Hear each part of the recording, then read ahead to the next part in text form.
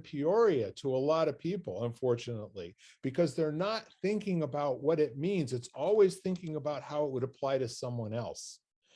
And again, an academic theory is meant for people who have the basis and the grounding and all the factual definitions and all of the history of the theory itself, without trying to bring history and what happened to people into it as well.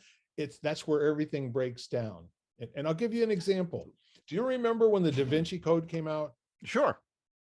People believed that Mary Magdalene was the 12th apostle.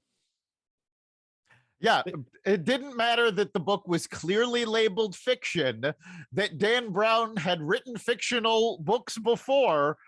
That particular topic hit people so that they believed that was truth.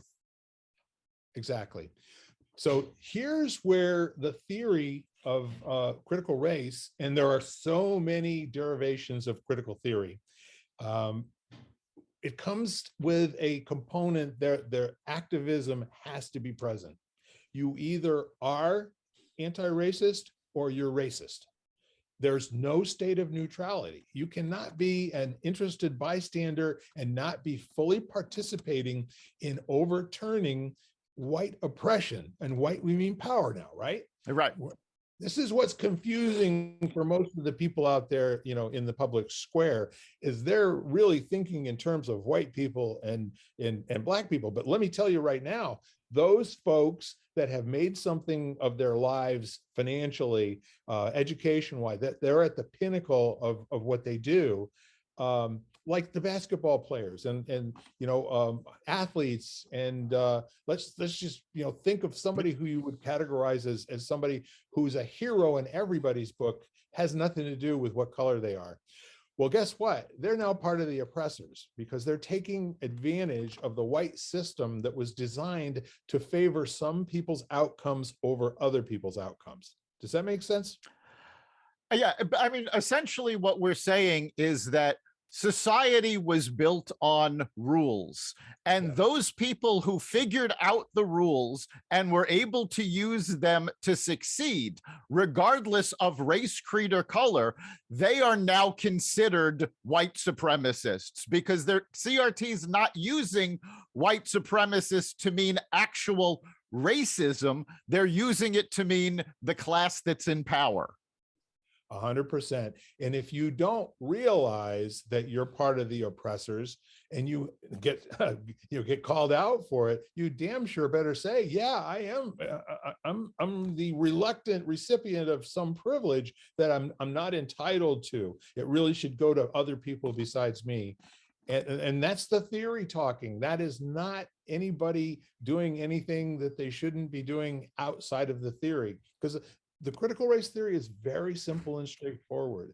How it gets rolled out in diversity, inclusion, and equity training, that's a different story entirely. I don't want to get really into those weeds today because that's part of what we're talking about that went on in Mississippi. Right. And those training programs are a whole separate category, and we may return to that in another episode. I think it's fascinating to be able to argue for both sides. Okay. Yep. I can certainly see why people who have observed things they just can't stand and can't be with, like, for instance, the events of the last 10 or 12 years with people being killed at the hands of police. And therefore it gets generalized into a common cause problem where out of 1 million police officers, they're all that way. And unfortunately, that's not good for people. I mean, it's not good for our community, our culture, or our country. So it's, again, to return to the fundamental definition, all of the oppressed now are activists, right? For the rest of your lives, in every situation that you encounter a situation where you think that somebody has been, where there's an instance of disparity, and now you're obligated and it's required that you create outcomes of equity for Blacks in every situation. Now, equity is not the same as equality. We're going to take a minute and just kind of distinguish those two things, even in critical race theory. Equity is what happens after two people decide that they want something that it's only available for one person. That's as simple as it gets. So you got the deal? Got it. Okay. So now there's the situation where under the meritocracy, which is again, it's a oppressor and oppressed. They refer to it as the widest of all institutions sets out. Meritocracy is inherently unfair to anything but the people that have worked hard. And there's also this premise within the theory that people should not have to work that hard.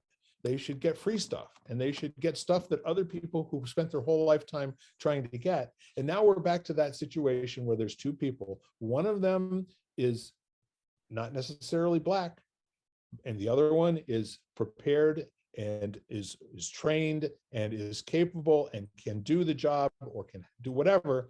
And we get a situation where somebody gets a promotion because they're checking a box, as opposed to they're the best qualified for the application. Now, that's the theory. Again, nobody ever intended out of those university conversations in the law offices and everything that someone come out here and actually try to do something with this. It's like, let's go ahead and have somebody read one book and now start tearing their 2022 Mazda apart and working on it themselves, and we'll figure it out as we go. But if we get a team of people doing it, it'll go faster, with none of them having any training. And that's what people are doing with CRT. They're having huge arguments without ever saying out loud that the emperor's clothes being missing here is that it's not true. It's not defensible. The argument that someone was treated badly in the past, and so therefore inherently it's like they've got not original sin anymore. On the other side, they've got original priority just because they were born. And exactly. And I think that's a good place to stop for this, because this is a very complicated situation and it's something we'll return to. But what's really important, I think, for our listeners to remember is that they need to look into this. Don't simply assume, actually do the work and do the research. All of this started from a theory. And there's an old saying, in theory, theory and practice are the same. In practice, they aren't. No. That's the raw, naked truth. This has been part one of an ongoing conversation about CRT. You can catch the raw, naked truth as well as lighting the candle and the rest of the Xvadio network at xvadio.com/podcasts. You can also find us on the Apple Podcasts app, Google Podcasts, Spotify, iHeartRadio, Stitcher, Amazon Music, Audible, and wherever you find podcasts. And if there's a topic you'd like us to look into, you can reach us at xvadio.com/connect. We look forward to hearing from you. We'll see you next time.